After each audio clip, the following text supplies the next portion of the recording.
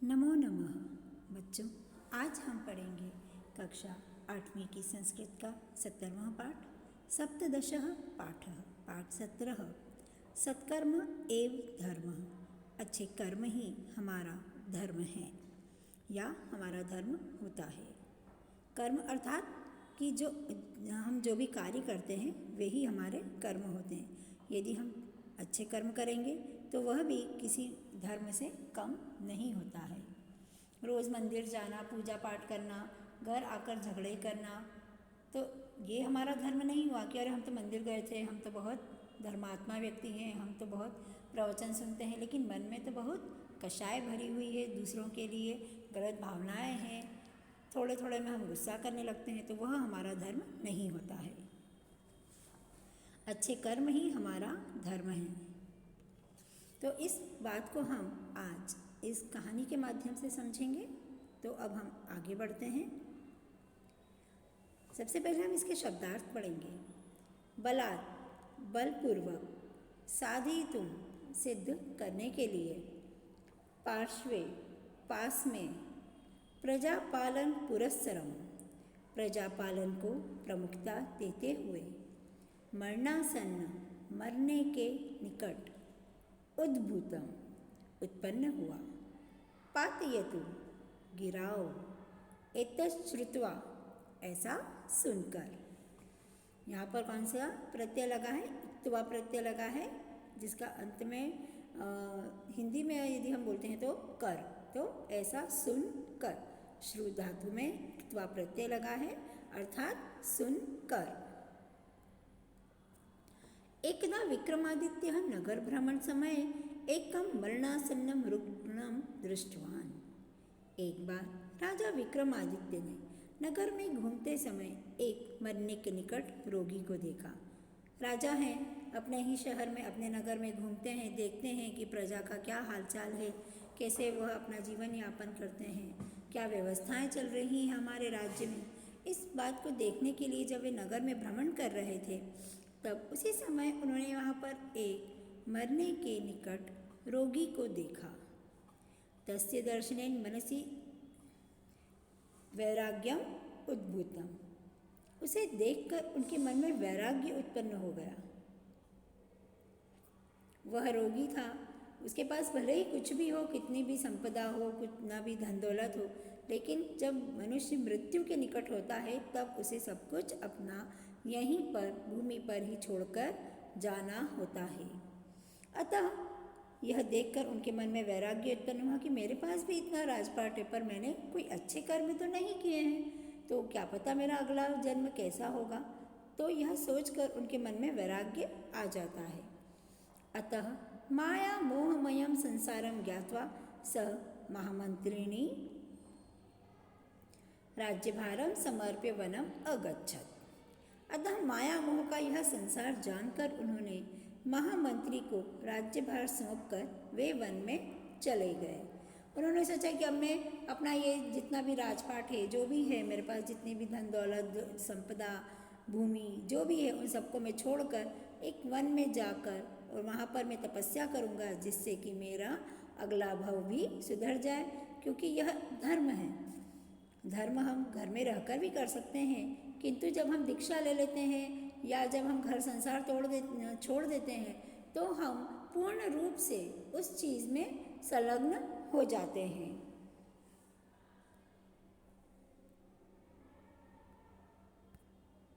वने सह कठिना तपस्याम आरब्धवान।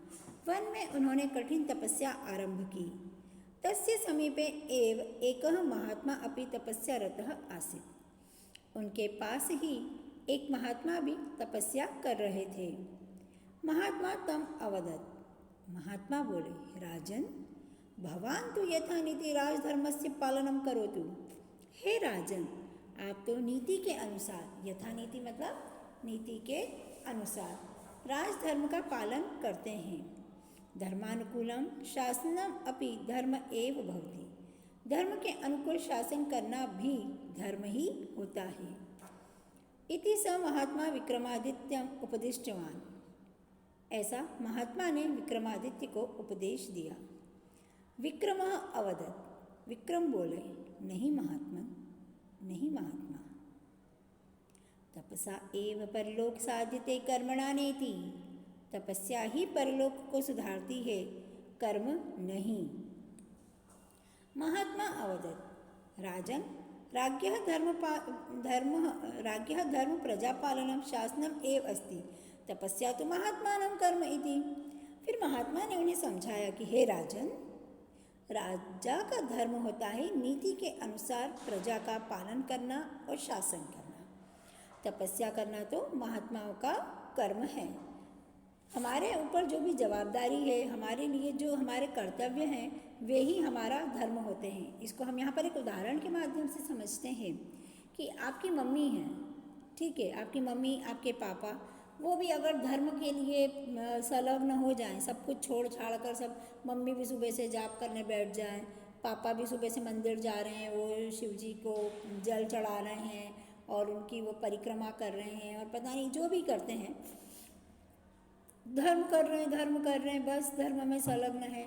मम्मी ने ना खाना बनाया, ना घर की सफाई की, पापा ऑफिस नहीं गए, धन की कोई अब आय का कोई साधन नहीं बचा, तो क्या यह उचित होगा? नहीं। हमारे लिए जो हमारे कर्तव्य हैं वे ही हमारा क्या बन जाते हैं? धर्म बन जाते हैं।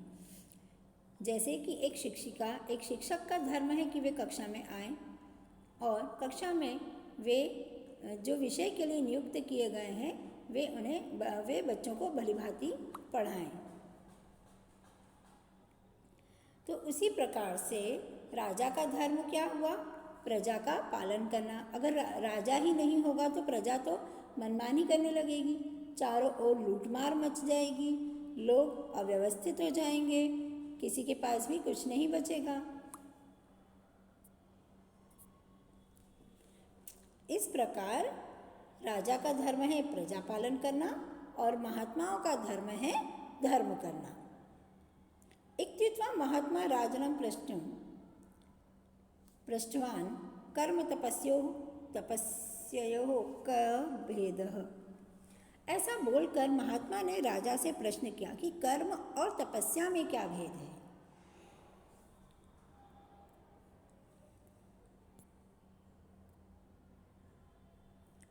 राजा अवदत्, कर्मणः स्थानं भिन्नं परं तपस्या स्वर्ग प्राप्ते साधनम अस्ति।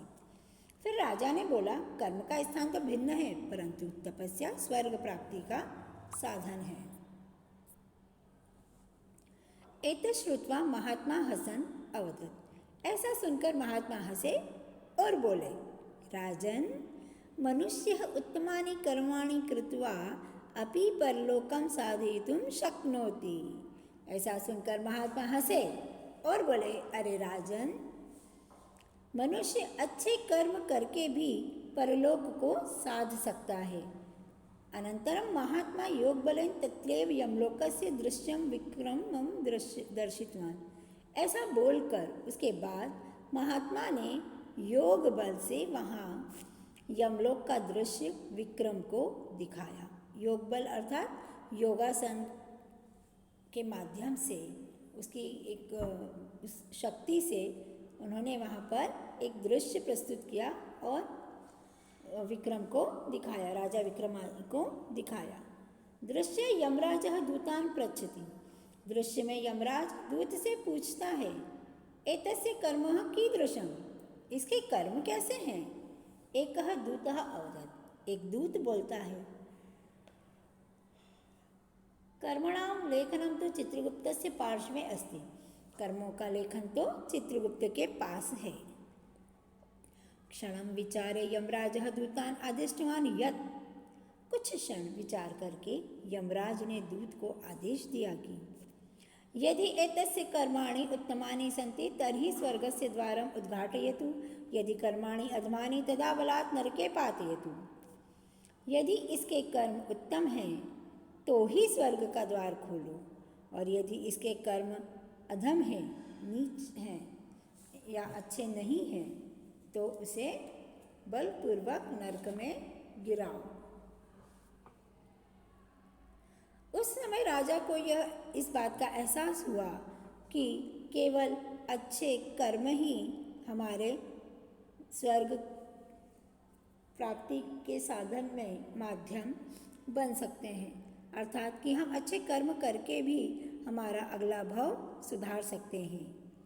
इदम दृश्यम दृष्ट्वा विक्रमः ज्ञातवान यत्, यह दृश्य देखकर विक्रम को ज्ञात हुआ कि सदाचार एव तपस्या सत्कर्म एव धर्म, अच्छे आचरण ही एक तपस्या है, वह भी किसी तपस्या से कम नहीं होता है। आज के समय में अच्छा आचरण रखना किसी तपस्या से कम नहीं है।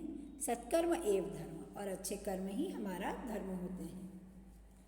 अनंतरम सह तम महात्मानं प्रणम्य, उसके बाद उन्होंने महात्मा को प्रणाम किया। श्रेष्ठ आचरण से प्रतिज्ञा कृत्वा राजधानी उज्जैनी आगतवान, और अच्छे आचरण की प्रतिज्ञा करके राजधानी उज्जैन आ गए। आगत्य धर्मानुकूलम नीतिपूर्वकम प्रजापालन पुरस्सरम शासनम कृतवान, आकर, यहाँ पर भी ल्यप प्रत्यय है, आकर धर्म के अनुकूल नीतिपूर्वक प्रजापालन को प्रमुखता देते हुए उन्होंने शासन किया। सह अद्यापि लोके सत्कर्मणा एव प्रसिद्ध, वे आज भी इस संसार में अच्छे कर्मों के लिए प्रसिद्ध हैं। तस्य जीवनस्य ध्येयवाक्यम आसीत्, उनके जीवन का आदर्श वाक्य था सत्कर्म एव धर्म। इस कहानी का अनुवाद आप बहुत ध्यान से सुनें और उसे लिखने का प्रयास भी करें।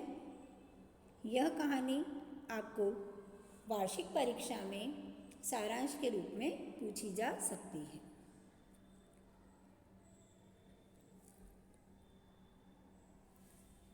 धन्यवाद।